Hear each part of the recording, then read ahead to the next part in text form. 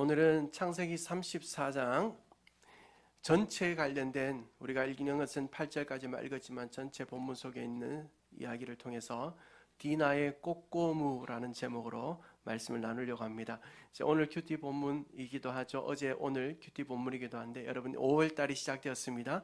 다시 큐티 생활로 열심히 말씀과 묵상으로 승리하시는 은혜가 있기를 원하고, 6월달까지 성경 1독 보니까 1독, 2독, 벌써 3독 이상 하신 분들도 계신데, 우리 6월 말까지 열심히 성경 읽어서 1년에 최소한 1독은 말씀을 읽으면 좋겠습니다.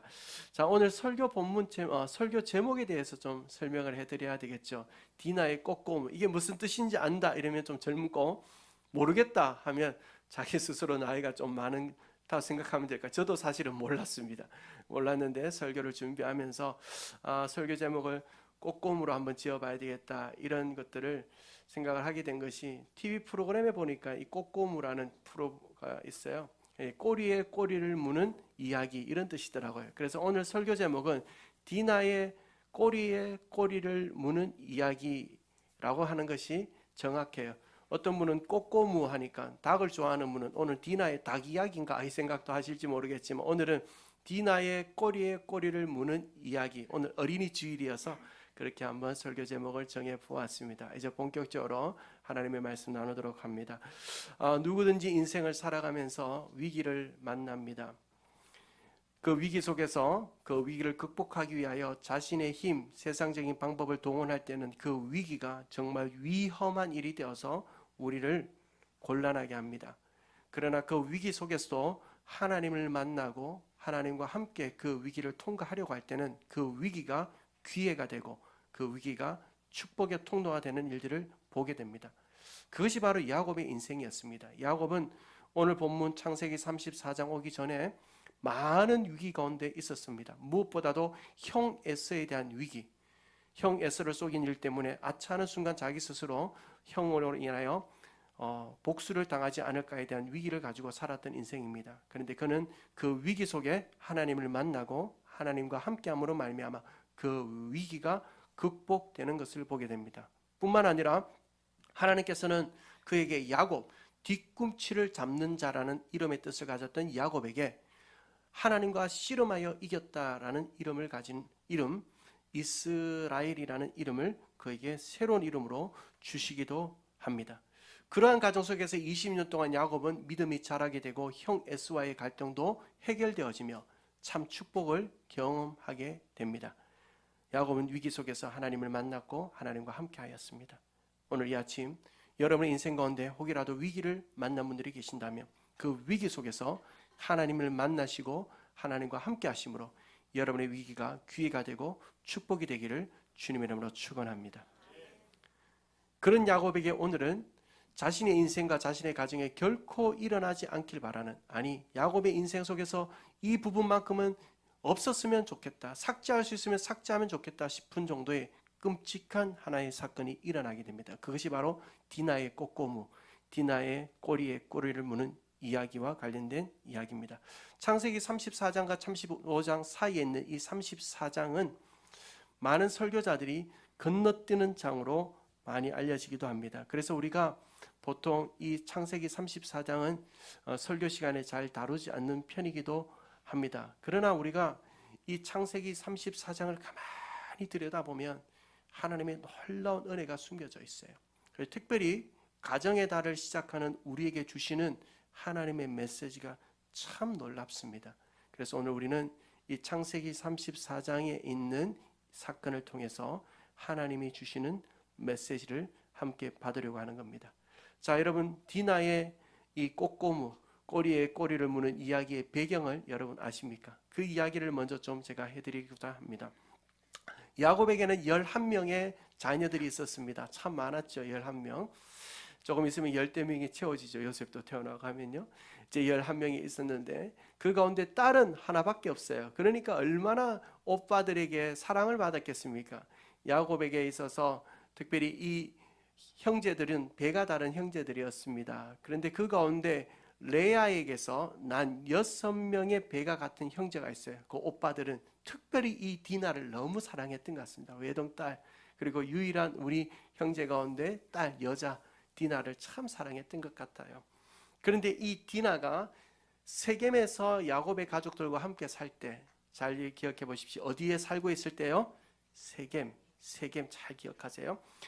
세겜에서 살 때 디나가 한 날은 그 땅에 있는 여자 친구들을 만나기 위하여 나갔다라고 오늘 성경 1절이 이야기하고 있습니다.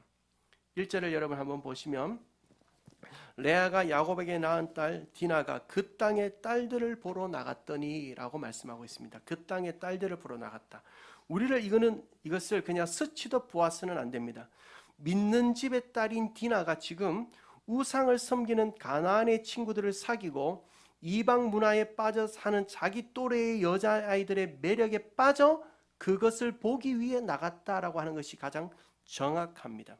이것이 바로 세상에 흡수되어져 가는 과정이죠. 처음에는 우리의 눈에 보이는 것이 그냥 저거는 그냥 좀 내 믿음의 기준으로 봤을 때, 내가 어린 시절부터 받아왔던 말씀의 훈련, 신앙의 훈련에 비쳤을 때는 조금 위험한 거야 라고 하다가 그걸 계속 보는 순간 거기에 흡수되어지고 빨려 들어가서 거기에 동화되는 일들을 보게 되는 거예요. 디나도 동일합니다. 그 시대 속에 있었던 세겜에 있는 친구들의 도시 생활을 보면서 야, 참 문화적으로 좋다, 화려하다, 향락과 소비주의를 보면서 매력을 느끼기 시작했다는 거예요. 사랑하는 성도, 오늘 이 아침 혹이라도 여러분의 눈에 보이는 것들이 여러분의 신앙을 세상에 흡수하게 하는 일들이 되어진다면 그 눈에 보이는 것들을 성령의 은혜로 끊게 되기를 주님의 이름으로 축원합니다. 우리는 세상에서 살아갑니다. 그러나 세상과 구별되어 살아가야 합니다. 세상에서 살아가지만 세상에서 분리되어 살아가는 것이 아니라 구별된 하나님의 사람으로 살아가야 될 줄로 믿습니다. 이것은 우리의 모습일 뿐만 아니라 우리 가정의 모습이어야 해요. 우리 자녀들의 모습이어야 하죠. 자녀들이, 우리의 가정이 세상 가운데 살아갑니다. 그렇다고 해서 자녀들이 세상에 녹아되는 것을, 세상에 함께 뒹굴어 살아가는 것을 결코 보아서는 안 됩니다. 그들이 구별된 자도로 살아갈 수 있도록 사는 것이 우리 부모들의 절대적인 사명인 줄로 믿습니다. 그렇게 세상의 친구들을 보러 나간 디나에게 끔찍한 사건이 하나 발생합니다. 그것은 바로 휴이 족속의 왕자 중에 세겜, 어디에 살고 있다 했죠? 세겜에 사는 그 지역의 왕의 아들의 이름이 뭐냐면 세겜이에요. 세겜. 이 세겜이 이 디나에게 몹쓸 짓을 한 거예요. 오늘 2절을 보면 그는 강간을 당하였다라고 되어져 있습니다. 그런데 우리가 이것을 이렇게 이해하는 것은 잘못된 이해예요.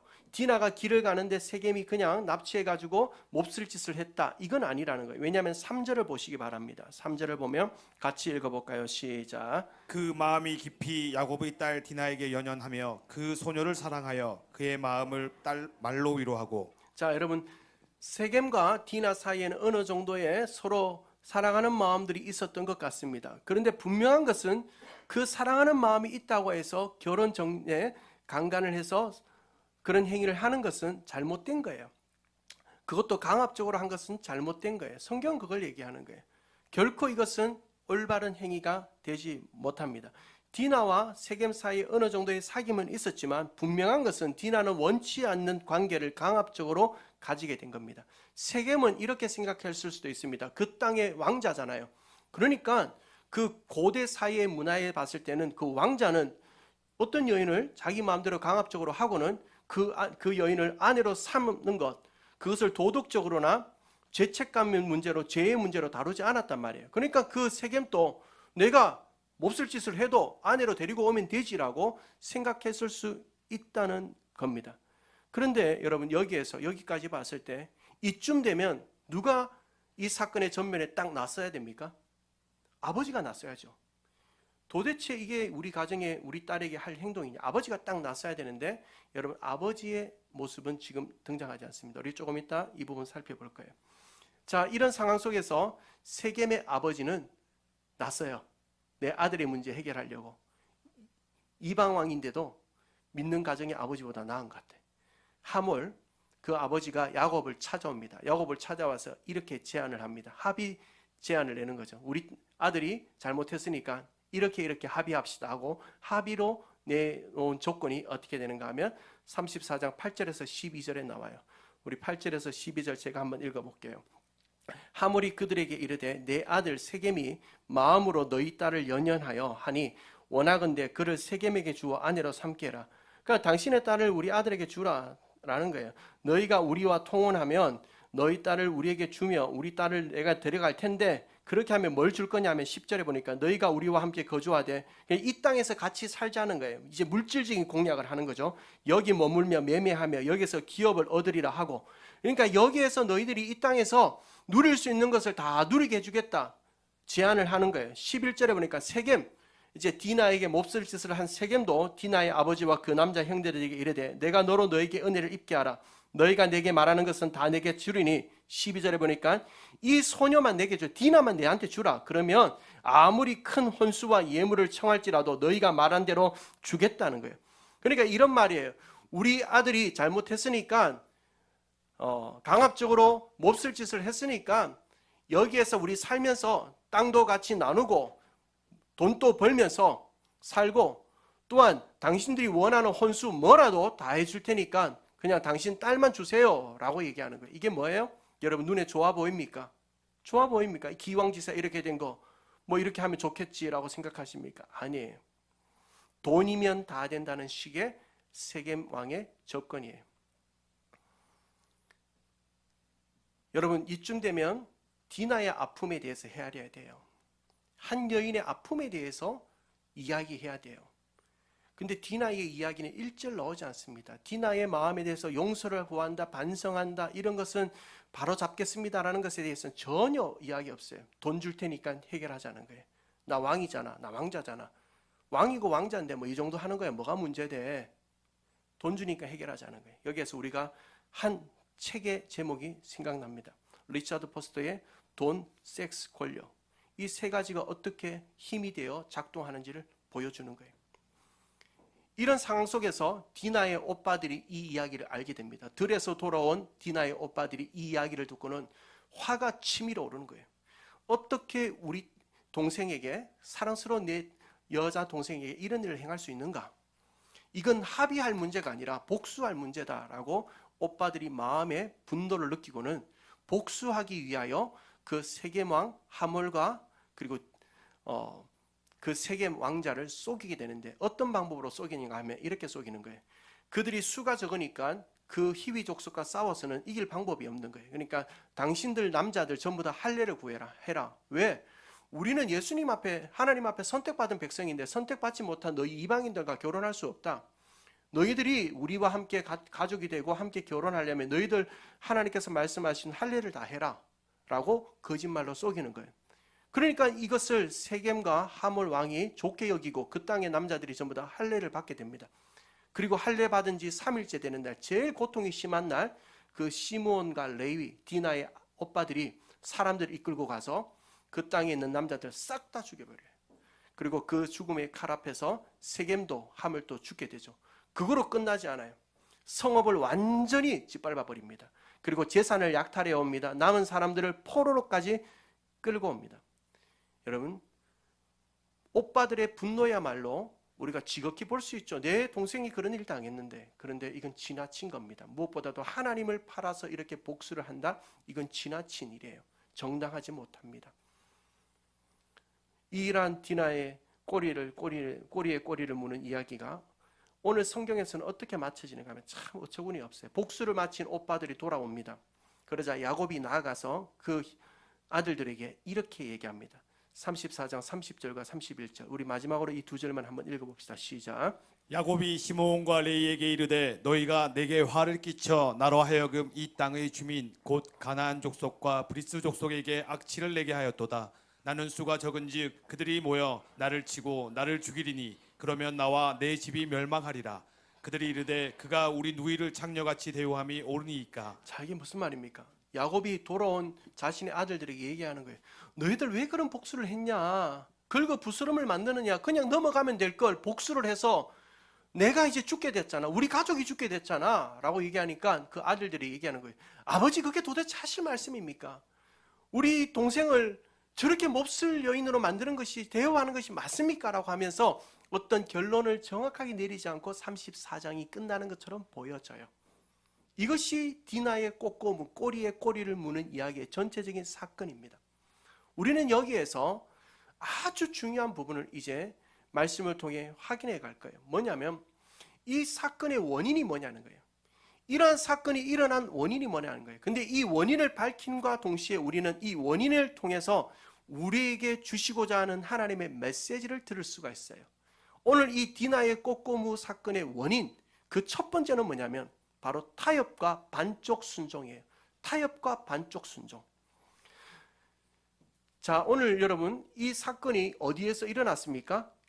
어디에서요? 세겜에서 일어났습니다. 잘 기억하시라고 했습니다. 세겜에서 일어났습니다. 그런데 우리는 이 세겜은 이방인의 땅입니다. 그러니까 하나님의 택한 백성이 사는 약속의 땅이 아니에요. 이방인의 땅에 왜 오늘 야곱이 살게 되었고 그 세겜에서 야곱의 딸 디나가 세상 사람들을 보러 나가게 되었는가 하는 부분이에요. 여러분, 야곱은 형 에서를 속이고 도망자의 신세가 되었습니다. 오랜 세월이 지나 다시 야곱이 자신의 고향으로 돌아오는 상황 속에서 야곱에게 있어서 가장 큰 마음의 부담은 형 에서를 다시 만나는 일이었습니다. 형 에서가 혹이라도 다시 자기에게 복수를 하지 않을까에 대한 두려움으로 그 걸음을 옮겼지만 하나님께서는 형 에서의 마음을 이미 만지셨습니다. 하나님께서 에서의 마음을 녹이셔서 야곱을 보자마자 그 형 에서가 달려와서 그를 끌어안고 입을 맞추며 화해를 하게 됩니다. 이건 모든 것이 하나님의 은혜였습니다. 회복의 은혜를 주신 하나님, 그 하나님께서는 이제 야곱에게 말씀합니다. 너는 베델로 오라. 베델로라. 왜? 하나님께서는 그 야곱을 베델로 인도하기를 원하셨고, 또 한 가지는 야곱 역시 내가 다시 베델로 가겠다라고 서원하고 약속했던 시간이 있었습니다. 그렇기 때문에 형 에서와의 화해가 이루어진 다음에 야곱이 가야 하는 곳은 베델이었습니다. 그런데 야곱은 그 베델이 아닌 베델에서 북쪽으로 45km 떨어진 세겜 땅에 자신들의 가족들과 자신들의 재산을 가지고 정착해 버립니다. 왜요? 이유가 뭘까요? 아주 심플합니다. 살기 좋았거든요.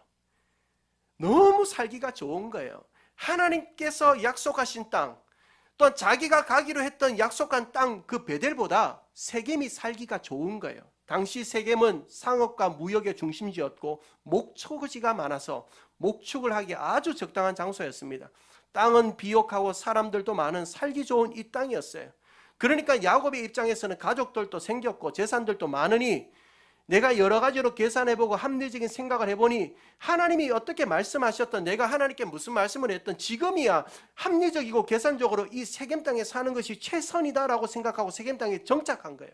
여러분, 우리의 최선이 늘 언제나 하나님의 최선이 아니라는 것을 믿으시길 주님의 이름으로 축원합니다. 내가 겉으로 본다고 해서 그것이 괜찮아요. 그렇다고 해서 하나님의 관점에서 다 괜찮은 건 아니에요. 야곱은 보기 좋은 곳, 합리적인 곳, 이상적인 것, 계산으로 가장 좋은 곳, 그곳에 세겜에 정착하게 됩니다. 하나님의 말씀도 무시하고 자신의 약속도 타협한 채 거기에 정착해서 10년 동안 그곳 사람들과 살아갑니다. 그러니 어떻게 했어요? 자신의 딸 디나가 점점 세겜 문화에 빠져들어가는 거예요. 빠져들어가는 거예요. 타협과 반쪽 순종의 자리에 멈춰선 야곱으로 인해 자신의 딸 디나는 세상의 문화에 물들어갔고 세상의 문화에 눈이 빼앗기 되므로 결국 야곱은 최선의 선택이라 생각했던 그 세겜 땅에서 최악의 가장 비참한 상처를 경험하게 되는 거예요. 이것이 신앙의 회색지대에 사는 자들, 타협과 반쪽 순종으로 살아가는 자들의 인생에 찾아올 수 있는 크나큰 아픔이라는 사실을 우리는 잊어서는 안 됩니다. 여러분, 야곱의 아버지 이삭에도 이런 일이 있었어요. 이삭이 가나안에 살 때입니다. 가나안에 살 때 흉년이 찾아든 거예요. 흉년이 찾아들었으니까 그 땅에서 피해야 되겠다, 도망쳐야 되겠다 생각을 한 겁니다. 그런데 하나님께서 말씀하는 거예요. 피하지 마라. 가나안에 머무르라. 약속의 땅에 있으라는 거예요. 그런데 이 이삭은 애굽으로 가고 싶은 거예요. 애굽으로 피신 가고 싶은 거예요. 근데 하나님께서 애굽으로 가지 마라. 가나안 땅에 있으라 한 거예요. 그래서 이삭이 최종적으로 선택한 곳이 어디냐면 가나안도 아니고 애굽도 아닌 그 중간 지점 그랄 땅에 정착해 버립니다. 근데 그 그랄 땅에서 어떤 일이 일어납니까? 자신의 아내를 그 그랄 땅의 왕에게 빼앗길 뻔한 수치스러운 일이 일어납니다. 이게 뭡니까? 신앙의 회색지대에 살아가는 자들의 비참한 아픔일 수 있다는 사실을 우리는 기억해야 합니다. 순종을 하는 것도 아니에요. 그렇다고 완전히 불순종하는 것도 아니에요. 예수를 믿는 것도 아니에요. 그렇다고 예수를 안 믿는 것도 아니에요. 헌신을 하는 것도 아니에요. 그렇다고 헌신을 안 하는 것도 아니에요. 차지도 않아요. 그렇다고 덥지도 않아요. 한 발은 교회에 와 있어요. 근데 한 발은 또 세상에 가 있어요. 이것이 신앙의 회색지대요, 타협의 신앙이요, 반쪽 순종의 삶이에요. 그런 순종과 그런 타협은 우리를 세겜 땅에 머물게 합니다. 부분적인 순종, 지연된 순종, 반쪽 순종은 자신의 눈에 보기에 좋도록 하는 믿음의 삶은 아무리 그것이 계산적으로, 합리적으로, 효과적으로 맞다 할지라도 그러한 신앙은 너무나 위험하다는 사실을 여러분 깨닫게 되기를 주님의 이름으로 축원합니다. 그렇습니다. 오늘 야곱의 가정에 찾아든 이 디나의 사건은 그 아버지 야곱의 타협과 반쪽 순종의 결과물이라는 사실을 우리는 결코 잊어서는 안 됩니다. 혹이라도 오늘 세겜 땅에 머문 신앙인들이 있으십니까? 세겜 땅에 하나님께 약속한 거 있죠? 여러분, 하나님께 약속한 거는 내 마음대로 퉁치는 거 아니에요. 하나님께 약속한 거는 하나님이 여러분 기억하고 계세요. 하나님 앞에 온전한 순종으로 나아가셔서 하나님의 역사의 주인공 되기를 주님으로 축원합니다. 오늘 이 사건의 두 번째 원인은 뭔가 하면 무책임하고 비열한 리더 때문이에요. 무책임하고 비열한 리더. 여러분, 오늘 본문의 사건을 우리가 살피는 동안 계속 마음에 이상한 질문이 하나 들어와요. 뭐냐면 야곱은 도대체 뭐 하는가?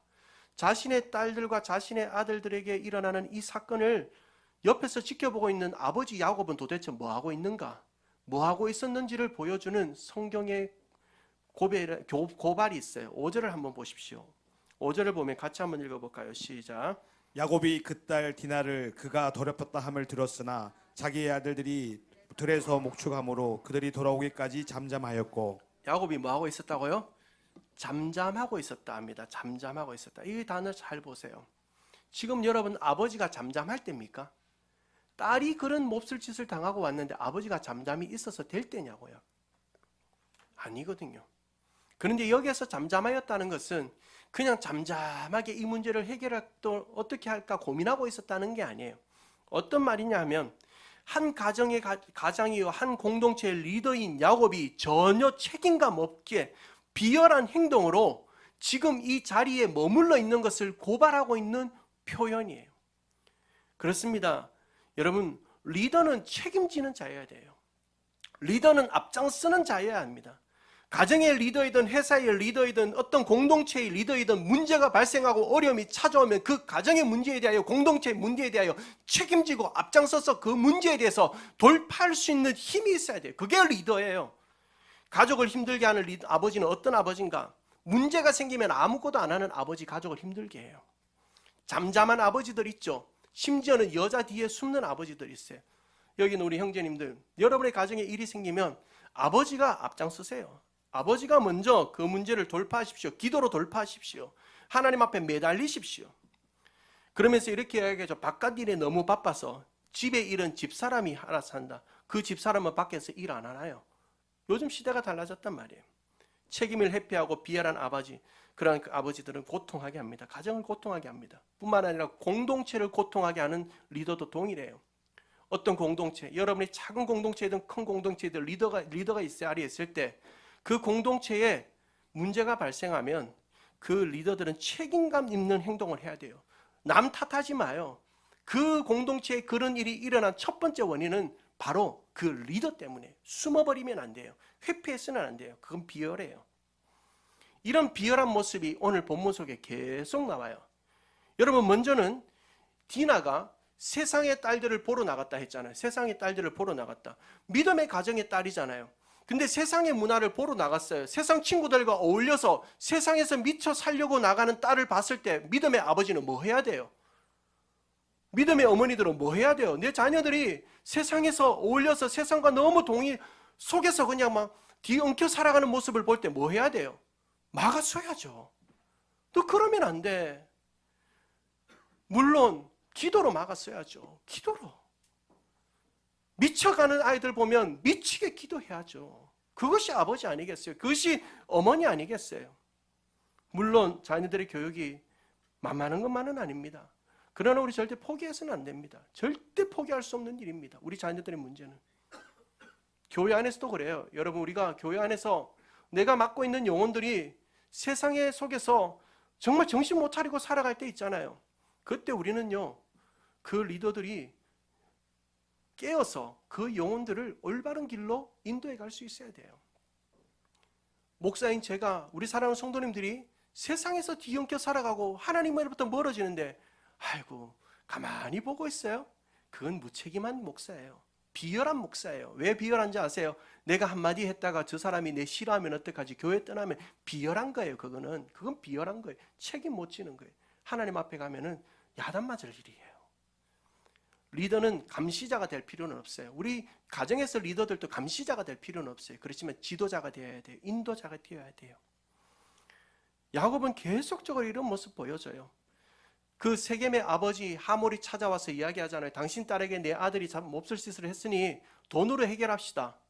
아버지가 얘기하죠. 돈이면 세상에 다 되는지 아냐고. 지금 내 딸의 마음과 상처는 어떻게 할 거냐고. 돈이면 다 되는지 아냐고 얘기해야죠. 야곱이 당당하게 얘기해야죠. 너무 많은 거 제시하니까 말 못하는 거예요. 야곱이. 아들들이 복수국 벌이로 나가잖아요. 야곱은 알았어요. 하나님의 이름을 팔아서 자신의 복수를, 자신의 감정을 복수하려고 하는 그 야곱의 자녀들의 마음을 야곱은 알고 있었어요. 그러면 야곱은 더 큰 상처와 죄를 앓게 되는 그 복수국에 대해 아버지가 막아서야죠. 우리 그 문제는 하나님께 맡기자. 하나님께서 해결해 주실 거다. 하나님께 맡기자라고 아버지가 얘기해야 되죠. 그리고 아버지의 마지막 폭발, 비열함의 폭발은 어디에서 비열한가? 마지막 순간이에요. 아들들이 복수를 마치고 돌아오잖아요. 그러면 그 아들 앞에 아버지라도 무릎 꿇어야죠. 내가 너희들을 막지 못했구나. 내가 아버지로서 역할을 못했구나. 미안해. 해야죠. 그리고 우리 다시 한번 믿음으로 나아가보자 할 수 있어야죠. 그런데 야곱의 고백이 뭐예요? 너 왜 그런 짓 했냐? 그 족속들이 우리보다 훨씬 많은데 그들이 우리에게 또 복수하면 어떡할 거냐? 이건 아버지로서의 너무 비열한 거예요. 여러분 그렇습니다. 오늘 이 디나의 사건은 무책임하고 비열한 한 가정의 리더로 인하여 발생한 사건이 아니라고 누구도 할 수 없습니다. 저는 저와 여러분이 저마다 가정의 리더라고 생각해요. 요즘 아버지가 꼭 가정의 리더다 이렇게 말할 수 없는 가정의 형태가 일반적입니다. 그러나 여러분 분명한 것은 성경적으로 가정에 아버지가 있는 경우는 아버지가 리더예요. 이건 성경적인 거예요. 이건 성경적인 거예요. 그러나 아버지가 없는 가정들도 많아요. 그런 가정들은 엄마가 리더일 수 있어요. 할머니가 리더일 수 있어요. 할아버지가 리더일 수 있어요. 그러나 그 가정의 리더들 누구이든 간에 가정이 믿음 안에 거하고 자녀들이 신앙 안에 갈 수 있도록 우리는 책임감 있게 리더의 사명을 감당해야 될 줄로 믿습니다. 문제가 발생하면 적극적으로 책임감 있게 행동하십시오. 숨지 마세요. 비열하게 누구 탓하지 마세요. 가정의 리더는 하나님께 기도하는 자여야 합니다. 기도해야 됩니다. 뿐만 아니라 공동체 안에서도 동일합니다. 저를 비롯하여 교회 장로님들, 안수 집사님들, 권사님들, 교회 리더십들이요. 여러분, 교회에 어떤 일이 발생하면 누구 탓하지 마요. 목사가 잘못한 거예요. 장로가 잘못한 거예요. 권사님들이 잘못하신 거예요.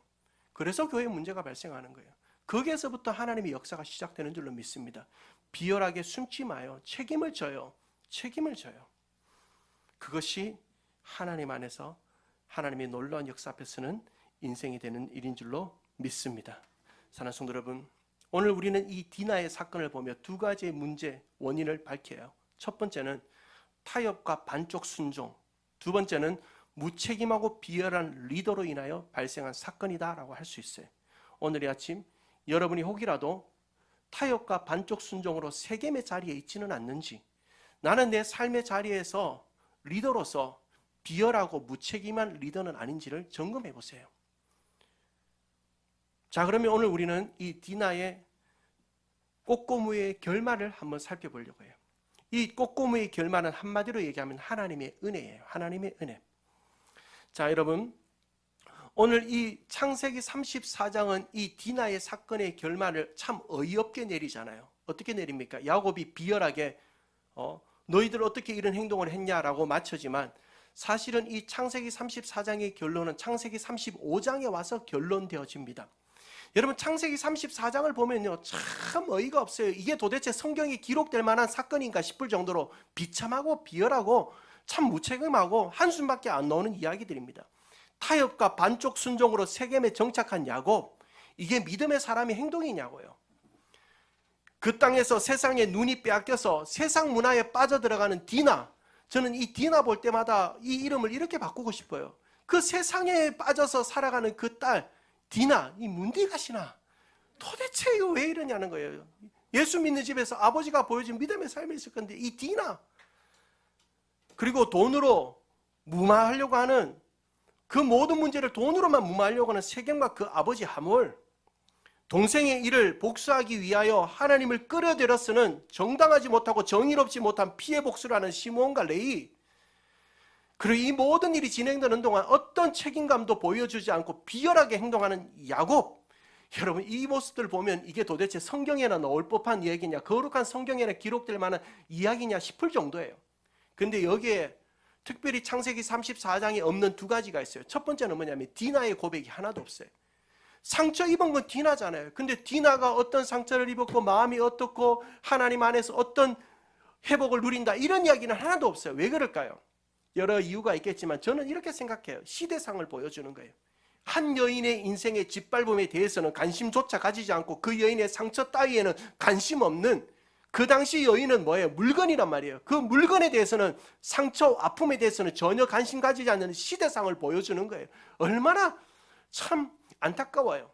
그런데 없는 것이 또 하나 있어요. 뭐냐면 하나님이 없어요. 창세기 3 성경책인데 하나님의 이야기가 없단 말이에요. 왜 없을까요? 여러분 생각해 보세요. 하나님이 있을 수 있겠어요? 야곱, 시므온과 레위, 그 이방인 왕과 왕자의 이야기, 비열하고 무책임하고 불순종적이고 반인류적인 이 모습 가운데 하나님이 나올 수 있겠냐는 거예요. 그래서 창세기 34장에는 하나님이 없어요. 그런데 여러분, 이런 절망의 장을 넘어 35장에서 놀라운 회복의 역사가 시작됩니다. 절망적이고 비참한 창세기 34장은 하나님이 결코 찾을 수 없는 인생들의 죄악과 불법과 무책임감과 불순종으로 끝나지만요, 창세기 35장에 오자마자 한결같이 인간들의 모든 연약함과 죄악을 덮고도 남을 하나님의 은혜가 야곱과 그 가정을 향하여 임하고 있음을 우리는 보게 돼요. 창세기 35장 1절과 3절 말씀 우리 같이 한번 읽어봅시다. 앞을 보면서 읽어도 좋겠어요. 같이 읽습니다. 시작. 하나님이 야곱에게 이르시되 일어나 베델로 올라가서 거기 거주하며 내가 내 형에게 서히 낯을 피하여 도망가던 때에 내가 나타났던 하나님께 거기서 제단을 쌓아라 하신지라. 야곱이 이에 자기 집안 사람과 자기와 함께한 모든 자들에게 이르되 너희 중에 있는 이방 신상들을 버리고 자신을 정결하게 하고 너희들의 의복을 바꾸어 입으라. 우리가 일어나 베델로 올라가자. 3절이에요. 내 환난 날에 내게 응답하시며 내가 가는 길에서 나와 함께 하신 하나님께 내가 가서 내가 거기서 제단을 쌓으라 하노라 하매라고 오늘 창세기 35장이 시작돼요. 여러분 이게 무슨 말씀입니까? 하나님께서 야곱에게 나타나신 거예요. 그 인생에 비참하고 비열하고 책임감 없고 불순종하고 타협하는 인생에게, 그 가정에게 나타나서 얘기하는 거예요. 야곱아, 그 가정아, 일어나 베델로 올라오라는 거예요. 이게 무슨 말씀입니까? 그냥 단순히 세겜에서 이사 오라는 말이 아니에요. 무슨 말씀입니까? 하나님의 회복의 역사를 향한 하나님의 신호탄을 알려주는 거예요. 너의 가정들을 다시 베델로 인도해 주겠다는 거예요. 베델은 어떤 곳입니까? 야곱이 도망자 신세일 때 처음으로 하나님 만난 곳이에요. 비열했던 인생, 사람이 뒤꿈치나 잡으며 속이며 살았던 사기꾼과 같은 야곱이 하나님을 만나 그의 인생이 하나님께서 함께 하시겠다고, 지키시겠다고, 하나님께서 보호하시겠다고 약속을 받았던 장소 베델이에요. 그 베델로 하나님께서 그 야곱과 가정을 이끌어 올리셔서 그 베델에서 다시 회복해 주시겠다는 거예요. 사랑하는 성도 여러분, 이 은혜가 우리의 인생에도 고스란히 임하게 되기를 주님의 이름으로 축원합니다. 그 베델로 올라간 야곱과 그 가정들에게 어떤 일이 일어납니까? 그 베델로 하나님께서 그 가정과 그 야곱을 이끌어 올리셔서 하나님께서는 너는 야곱이 아니야, 이스라엘이야, 하나님과 겨루어 이겼던 자잖아 라고 확인시켜 주고요, 그 가정을 향하여 주셨던 약속의 말씀들을 다시 확인시켜 주시면서 그 가정을 다시 일으켜 세워 주세요. 뿐만 아니라 그 은혜를 경험하니까요, 야곱이 드디어 아버지 같은 역할이에요. 가족들에게 얘기하는 거예요. 우리 사는 날 동안 세겜의 우상의 문화들 많이 들어왔지. 우리 집안에 우상 문화들 많이 들어왔지. 얘들아, 그거 다 버려라. 이제 우리가 베델로 올라갈 거다. 우리 버릴 거 버리고 정리할 거 정리하고 깨끗하게 하고 다시 우리 가정에 한번 일어나 보자. 시작해 보자. 아버지는 이래야 되는 거예요. 아버지는 결정적인 순간에 가정을 딱 책임지는 거예요. 그게 가정의 리더요, 공동체의 리더인 거예요. 그리고 야곱의 가정은 베델로 올라가서 하나님의 회복을 경험해요. 이것이 디나의 사건의 결론이에요. 그러면 이 결론이 어떻게 이루어졌는가? 모든 것이 하나님의 은혜 때문이에요. 믿으십니까? 결국 그 가정을 찾아오시고 야곱을 찾아오셔서 다시 일어나게 하시고 올라오게 하셔서 그 가정을 회복시켜 주시는 하나님의 은혜, 저와 여러분의 가정에, 여러분의 삶에, 우리 교회 가운데 임할 수 있게 되기를 주님의 이름으로 축원합니다. 혹이라도 오늘 우리 가운데 타협과 반쪽 순종의 자리, 세겜에 있는 분들이 있다면 하나님의 은혜로 여러분 그 자리에서 다시 일어날 수 있게 되기를, 순종의 자리로, 온전한 충성의 자리로 갈 수 있게 되기를 축원합니다. 여러분의 삶이 세겜에 머물러 있다면 하나님의 회복의 은혜를 입어 버릴 것을 버리고 떠날 것을 떠나고 정리할 것을 정리해서 베델로 올라가 하나님 안에 온전히 거하는 삶이 되기를 주님의 이름으로 축원합니다. 혹이라도 내가 가정의 리더예요, 공동체의 리더예요, 세상의 리더예요. 그런데 책임감이 없어요. 비열해요. 그래서 심지어 하나님을 찾아볼 수 없는 인생이 되었습니까? 저도 종종 우리 교회는 그래도 참 어려운 일이 지금까지 크게 없었어요. 누가 잘했을까 아니에요. 하나님이 은혜인 줄로 믿습니다. 앞으로도 그 은혜 주실 줄로 믿습니다. 그런데도요, 마음이 좀 힘들 때가 있거든요. 그러면요, 네가 잘못했잖아 이래야 되는데요, 자꾸 네가, 전사님들이 잘못했잖아요, 목자님들이 잘못해, 이렇게 얘기한단 말이에요. 그럴 때마다요, 참 절망스러워요. 내가 이 모습이 이렇게밖에 안 되나. 그래요, 우리는 연약해요. 책임감이 없어요. 비열해요. 계산적이에요. 이기적이에요. 그럴 때마다요, 우리 하나님 앞에 먼저는 인정해야 돼요. 하나님, 내가 참 그렇게 초라한 모습이네요. 그러나요, 그런 절망감보다 더 큰 것이 뭐냐면 하나님의 은혜예요. 그런 절망스러운 인간을 덮어주시고 변화시켜주시고 단련하여 정금같이 나오게 하시는 하나님의 은혜가 있기에 오늘도 우리는 살아가고 있는 줄로 믿습니다. 여러분, 그 은혜를 간구하십시오. 그래서 오늘 디나의 꼬꼬무, 디나의 꼬리에 꼬리를 무는 이야기, 오늘 이 사건이 우리에게 마지막으로 남기는 한마디는 결국 우리는 은혜 없이는 살아갈 수 없는 인생이라는 거예요. 은혜 없이 살아갈 수 없는 인생, 이번 한 주간 은혜에 붙들려 사시는 하나님의 사람들 되기를 주님의 이름으로 축원합니다.